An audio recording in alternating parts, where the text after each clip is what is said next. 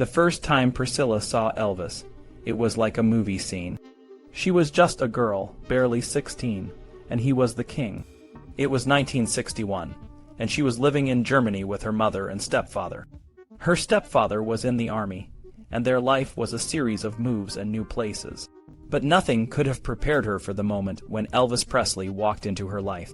It was a warm evening in Bad Nauheim, and Priscilla was at a bowling alley with some friends. She had heard of Elvis, of course, but she had never seen him in person. Then there he was, walking in with his entourage, his presence filling the room like a sudden burst of sunlight. He was wearing a tight black leather jacket, and his jet black hair was slicked back, making his blue eyes stand out even more. He was the most charismatic person she had ever seen, and she felt her heart skip a beat. Elvis spotted her and walked over, his eyes locking onto hers. He introduced himself with a charming smile, and they started talking. Priscilla was shy and nervous, but there was something about Elvis that put her at ease. He was gentle and kind, and he made her feel special. Before she knew it, they were laughing and having a good time, and she felt a connection she had never experienced before. That night, Elvis invited her to a party at his house. She hesitated, not sure what to do, but the pull was too strong. She said yes, and that was the beginning of something that would change her life forever. At the party, Elvis was the center of attention, but he made sure to include Priscilla. He introduced her to his friends, and they all treated her like a princess. She felt like she was living in a dream where she was the star. Elvis was always by her side, making sure she was comfortable, and she felt a warmth and protection she had never felt before. But the dream got even more incredible. A few weeks later, Elvis invited Priscilla to move in with him at Graceland, his mansion in Memphis, Tennessee. She was shocked and excited, but also a little scared. She had never lived away from home before, and moving in with a famous singer was a big step. But she couldn't resist the chance to be with Elvis, to be a part of his world. So she said yes.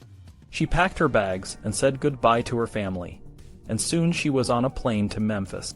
When she arrived at Graceland, she was blown away. The house was huge and beautiful, with elaborate decorations and a feeling of luxury that she had never experienced. Elvis was waiting for her, and he welcomed her with open arms. He showed her around the house, pointing out all the special things he had done to make it feel like home. Living at Graceland was a whole new world for Priscilla. She was no longer just a teenager.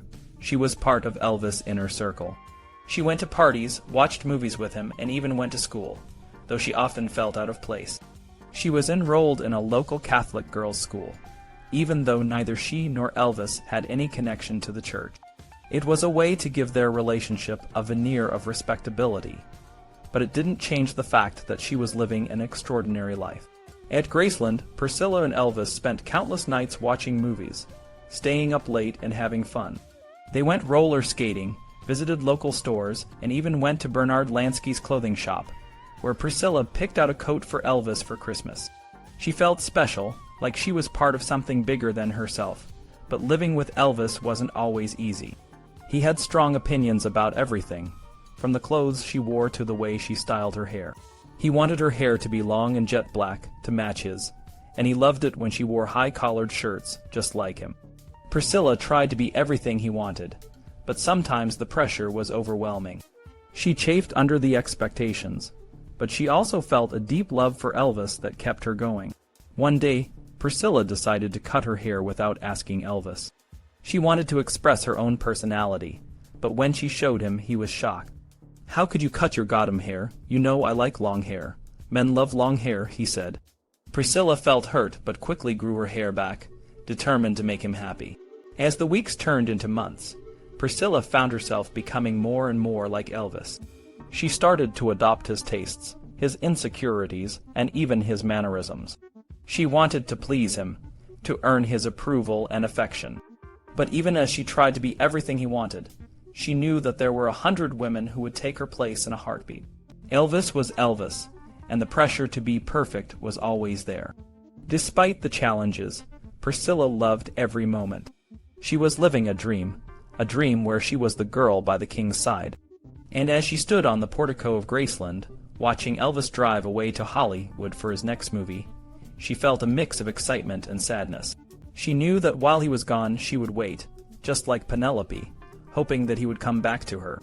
But for now, she was content, because she was living the life she never knew she wanted, the life with Elvis. One sunny morning, Bob Willoughby was taking pictures of Sophia Loren and Martin Ritt on the Paramount lot. Sophia was listening to a Frank Sinatra song in her dressing room, and, feeling the music, she and Martin spontaneously started dancing the Lindy in the hallway. Bob captured the moment, and it felt like magic. Later, they all went to the commissary for lunch. Bob, who had taken photos of many famous people, including Frank Sinatra and Audrey Hepburn, was sitting with his back to the door. Suddenly, Sophia jumped up with a huge smile. She had just seen Elvis Presley. Sophia, who had never met Elvis, was overjoyed.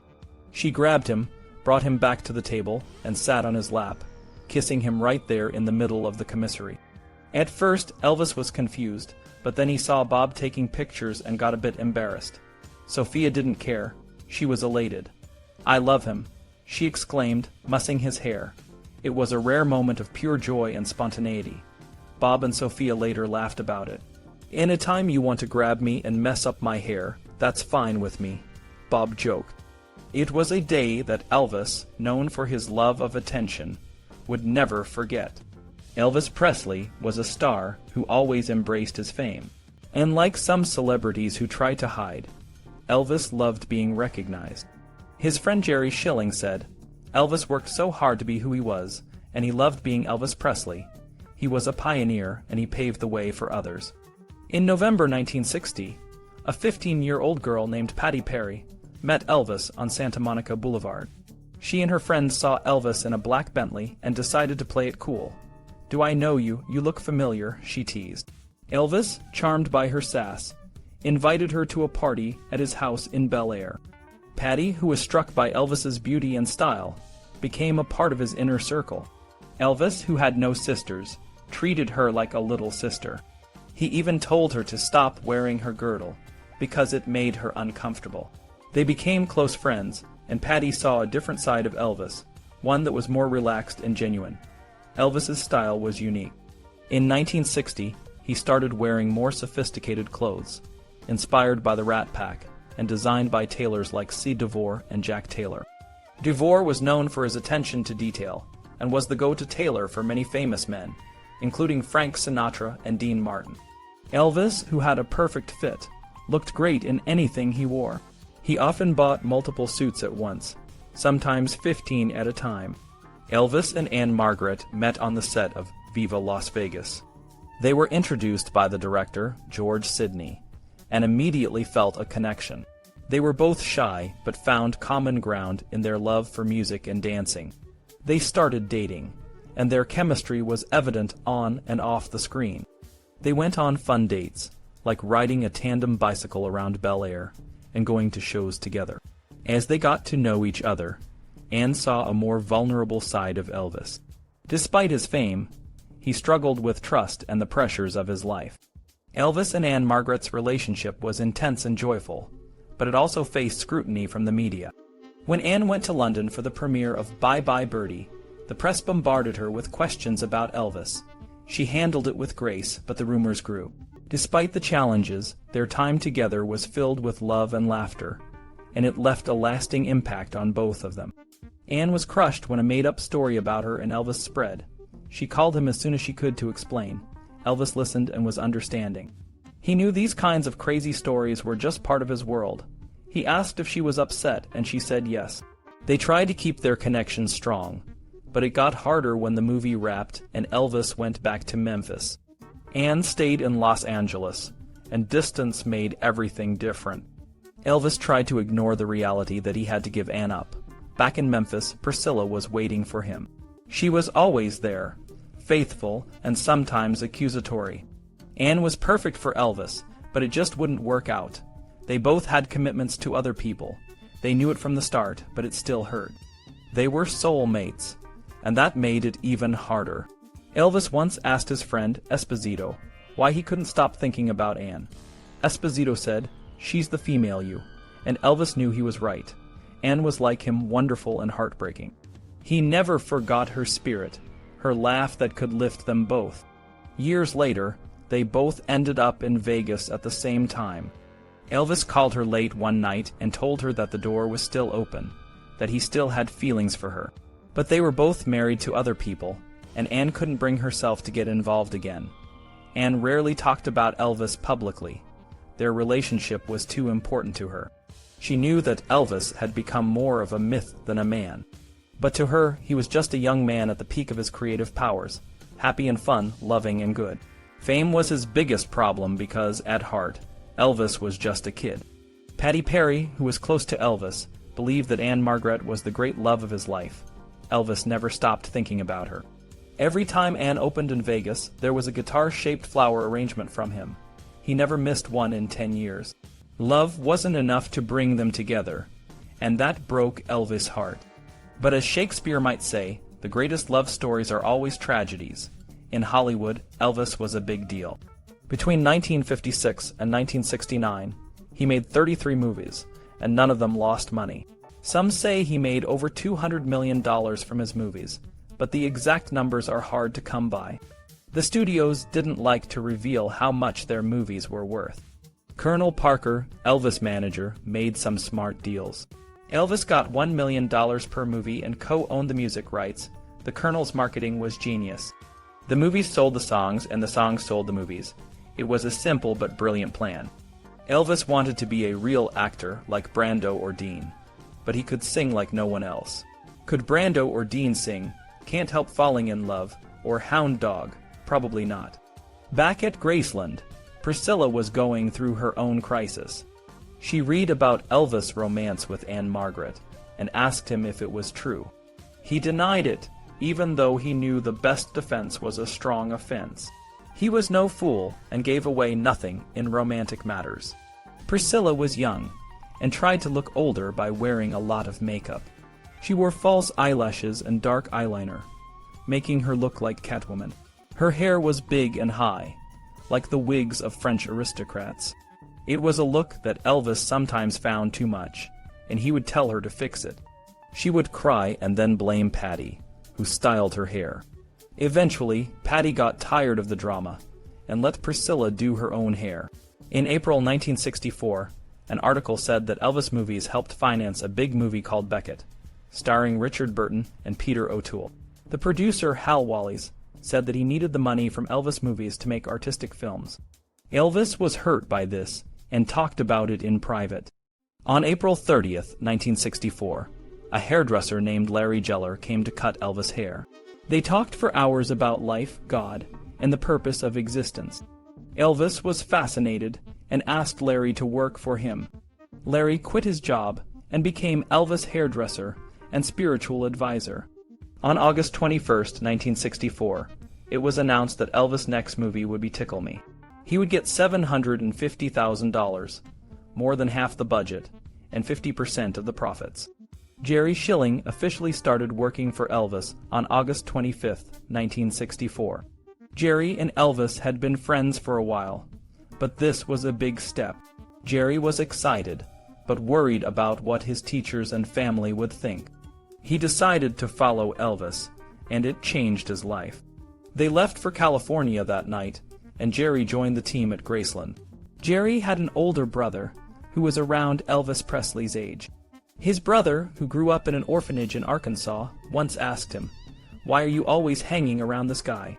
Back in 1954, Jerry wasn't sure how to explain it. There weren't rock idols then, he said. "I just loved his music. His interpretations of rhythm and blues were so unpredictable and amazing."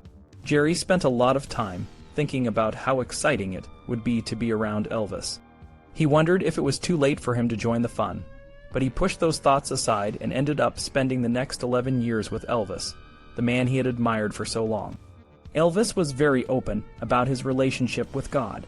He once said, "I never expected to be anyone important. Maybe I'm not now, but whatever I am, whatever I will become, will be what God has chosen for me. I know God is watching every move I make, and it's good for me. I'll never feel comfortable taking a strong drink or smoking a cigarette. I just want to do what I think God wants me to." When Jerry first joined Elvis's inner circle, he noticed how Elvis's sense of humor was quick and inside, almost like Monty Python. One time, Elvis made everyone carry briefcases to look more professional. This worked until someone found out Gene Smith was using his to carry a hairbrush and a doorknob.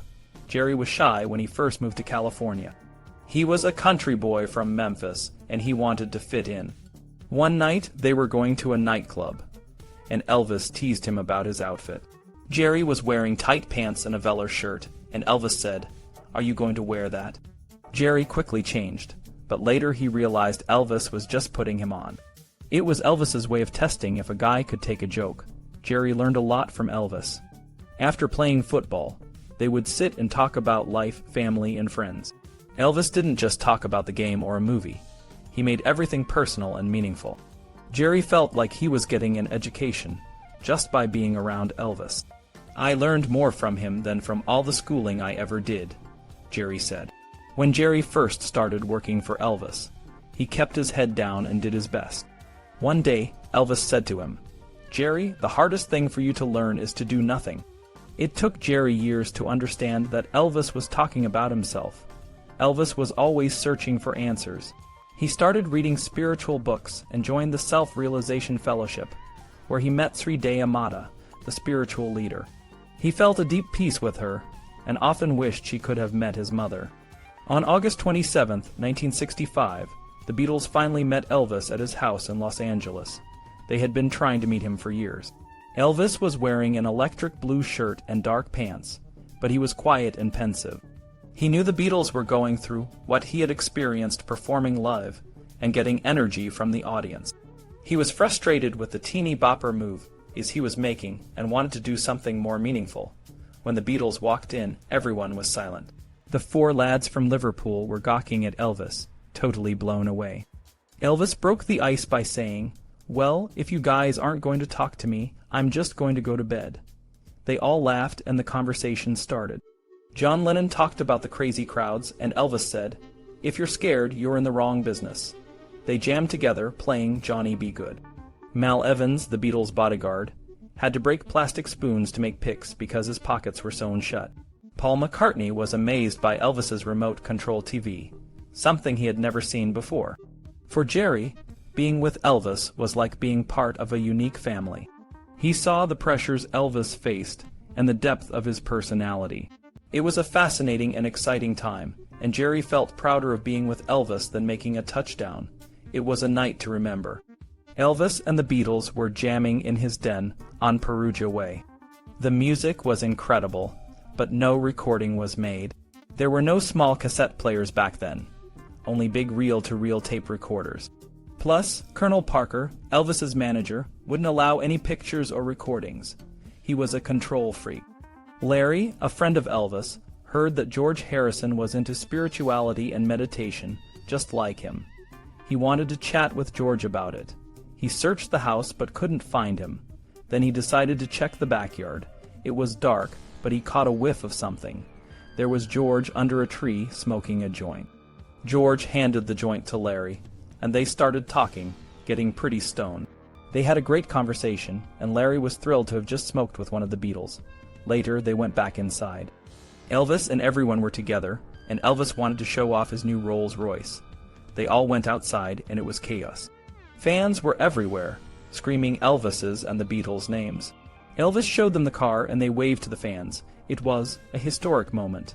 After a while, they went back inside. Elvis wanted to show them a gift from Colonel Parker, a Swedish sauna. They all went to check it out, and Paul looked through the window. "Elvis, who's that?" he asked.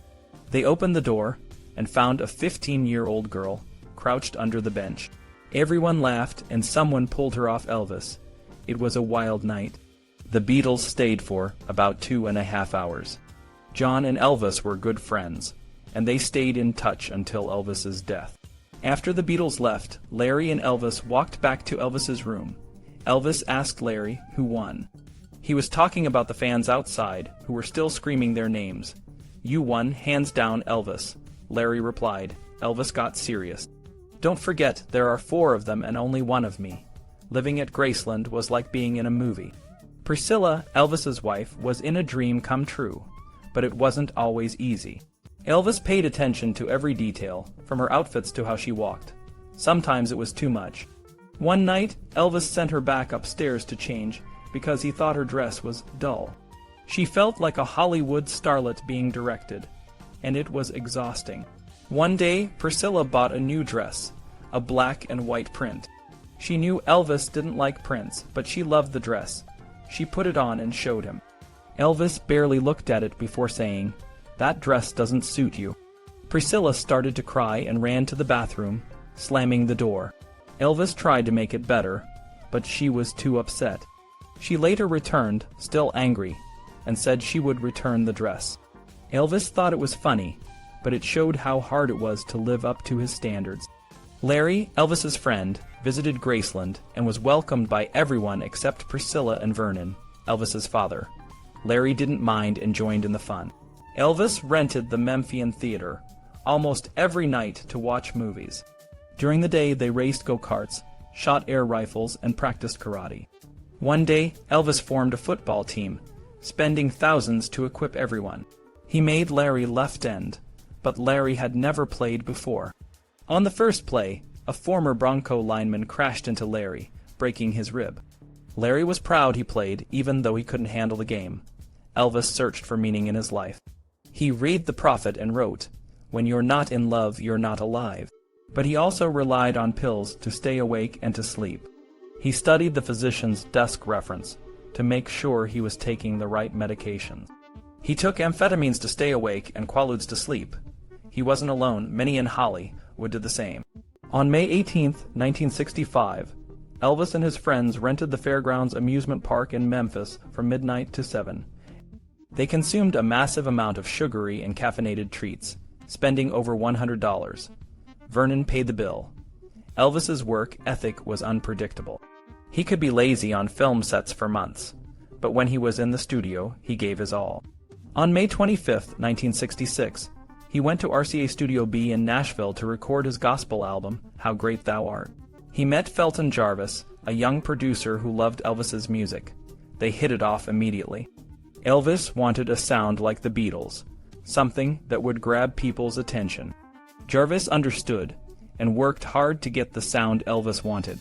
They started with Run On, a traditional black spiritual. Elvis wanted a big, powerful sound, and they got it. The room was filled with excitement, and everyone knew they were onto something special. Elvis walked into the studio, his boots echoing softly on the floor. The Imperials, his backup singers, were already there, warming up their voices. The room buzzed with excitement. Elvis had a way of making every moment special, and tonight was no different. He grabbed the song from the first note, his voice deep and powerful. "Well, you may run on for a long time, run on for a long time. What you do in the dark will be brought to the light." The lyrics were familiar, but in Elvis' hands they came to life. He believed in the words, and it showed.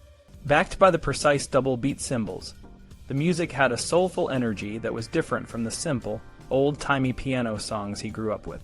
Mommy loved those old tunes, but this was something new and exciting. Elvis delivered the song with a cool, authoritative voice. "Go tell him God Almighty's gonna cut you down," he sang, his presence filling the room. By the 8th take, they had a master. It was a night full of mystery and surprise, a night when everything felt magical. Elvis loved gospel music, and he sang with passion. He had missed the feeling of mixing it up in the studio, creating something greater than himself. For all the Colonel's schemes and Hollywood distractions, Elvis knew this was where he belonged. They moved on to How Great Thou Art, a song Elvis had been practicing all spring.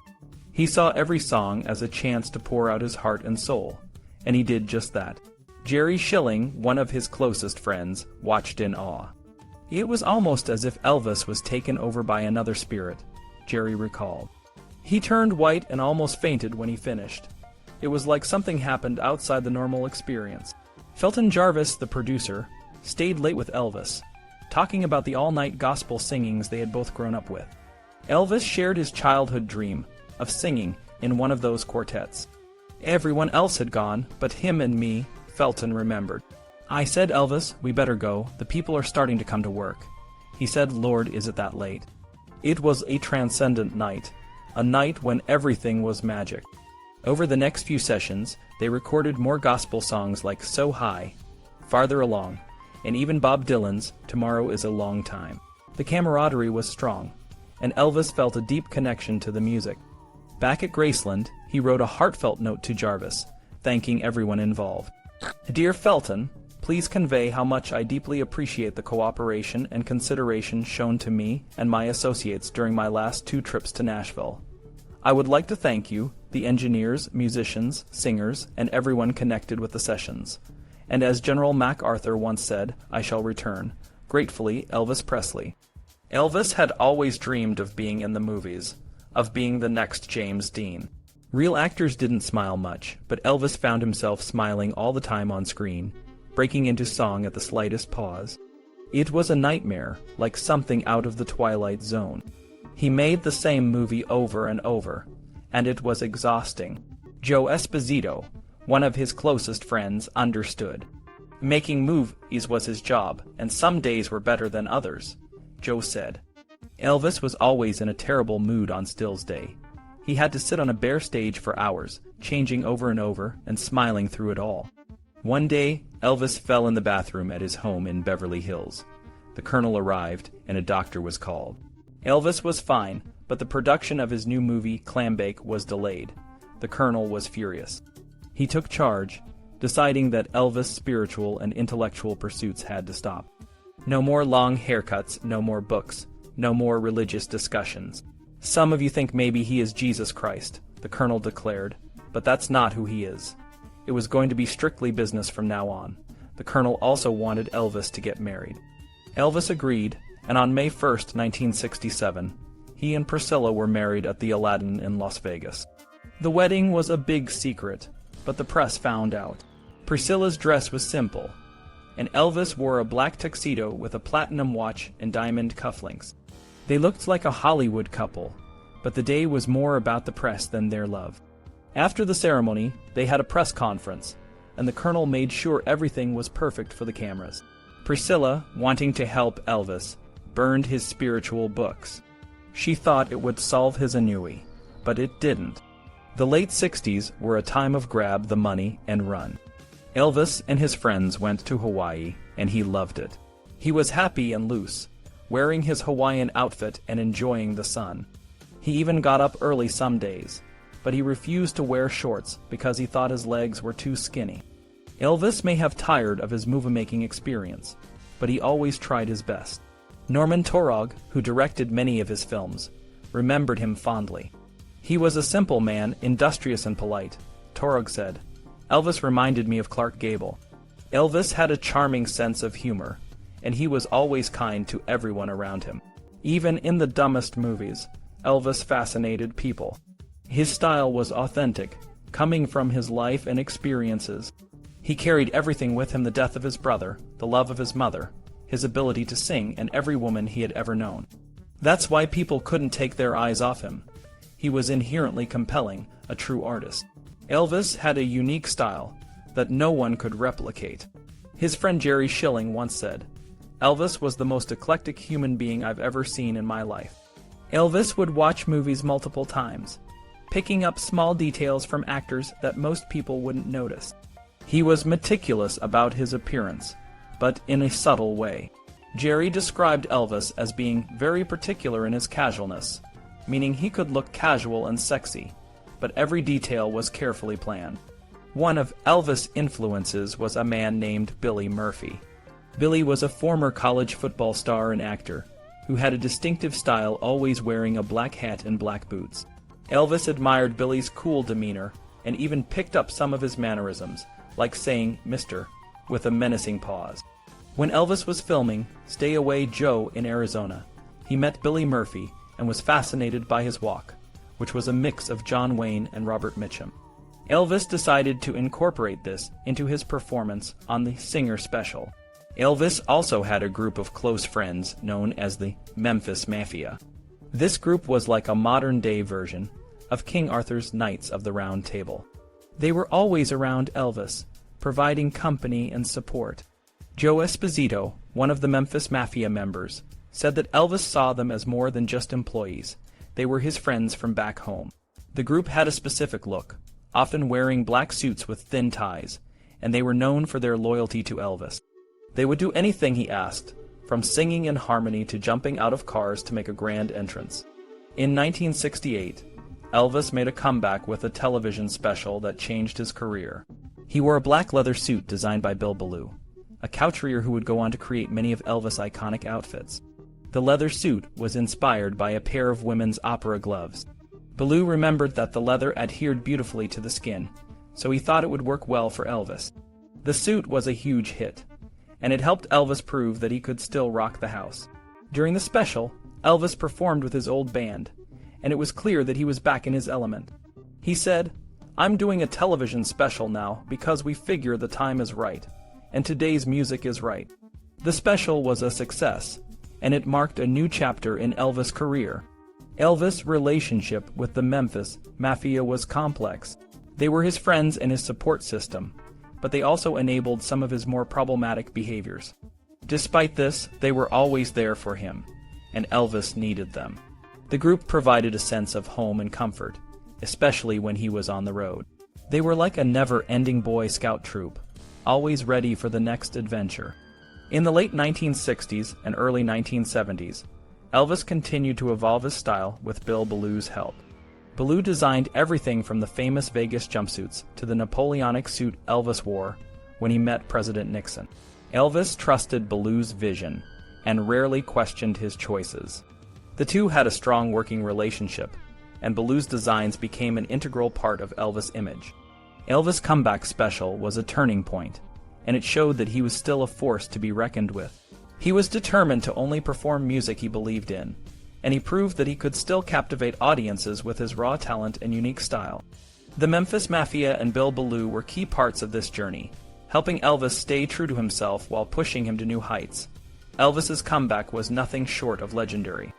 After a string of mediocre movies and a TV special that reignited his flame, he was ready to show the world that he was still the king. In mid-January 1969, Elvis walked into the American studio in Memphis, ready to record what would become some of his best work. The studio guys weren't too impressed at first, but Elvis quickly won them over with his hard work and undeniable talent. One of the standout moments was when Elvis recorded Kentucky Rain. The song, written by Eddie Rabbitt, was a powerful ballad about lost love and longing.